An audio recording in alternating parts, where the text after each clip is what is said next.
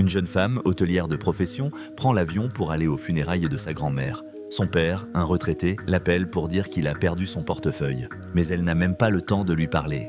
À l'aéroport, les passagers du vol annulé sont réaffectés sur d'autres avions. Dans la cohue, la jeune femme fait connaissance avec un homme séduisant, manifestement très doué avec les gens. Il sironne des cocktails et batifole tranquillement en attendant l'embarquement. Le nouveau compagnon se retrouve aussi juste à côté d'elle dans la cabine. Il la rassure pendant le vol quand ça commence à bien secouer. Le charmant rigolo plaisante et se présente presque comme un espion.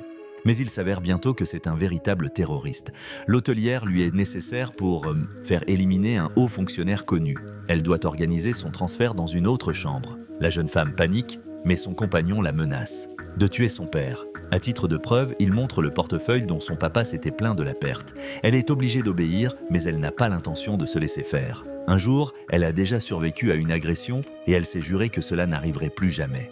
Mais ses tentatives de duper le malfaiteur échouent, il a toujours un coup d'avance. Après avoir demandé la permission d'aller aux toilettes, la jeune femme laisse couler ses larmes. Et soudain, elle a l'idée d'écrire sur le miroir qu'il y a une bombe dans la cabine. Mais l'homme la repousse aussitôt dans la cabine. Une fillette voit la scène et en parle à l'hôtesse qui se contente de ricaner. Finalement, l'hôtelière est contrainte d'obéir, mais en fin de vol, elle enfonce un stylo dans la gorge du scélérat. Elle parvient à s'enfuir. La fillette a fait trébucher le méchant en lui glissant sa petite valise sous les pieds. Avec une batterie presque à plat, elle parvient tout juste à prévenir ses collègues et le fonctionnaire est transféré dans une autre chambre.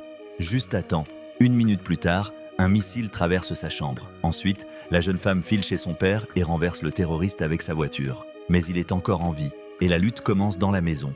Le père, arrivé à la rescousse, achève le misérable. Le fonctionnaire sauvé remercie la jeune femme en personne. Et elle, après de tels chocs, gère déjà avec bien plus d'assurance les clients pénibles de l'hôtel.